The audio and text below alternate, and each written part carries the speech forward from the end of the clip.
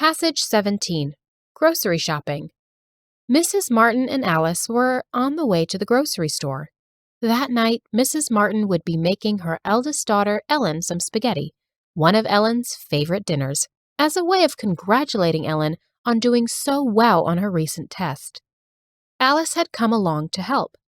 When they got there, they saw a big puddle on the floor of one of the aisles. A sign had been put up on either end to block the aisle, to prevent any customers from slipping on the floor before it was properly cleaned. Alice left to grab the potato chips while Mrs. Martin went over to the meat section.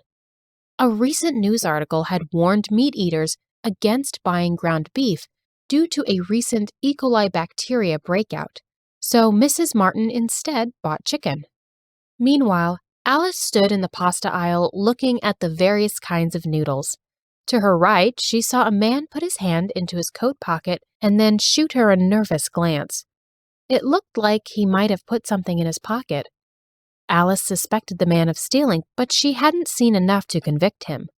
She didn't want to accuse him of taking something if he hadn't actually done anything wrong, so she kept her mouth shut. Alice grabbed 2 boxes of pasta noodles and sauce, then hurried back to her mother. Mrs. Martin thanked Alice for grabbing the sauce from the next aisle over. She was glad Alice would be helping her cook because her husband would not be able to help with dinner that night.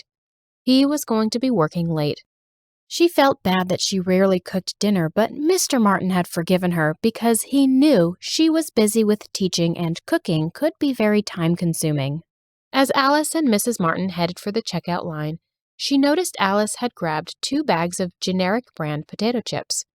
Mrs. Martin asked Alice why she did not take Lay's, and Alice said she'd like to save some money.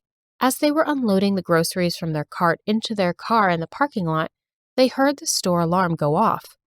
Alice watched as a store employee handcuffed the man who was indeed a shoplifter.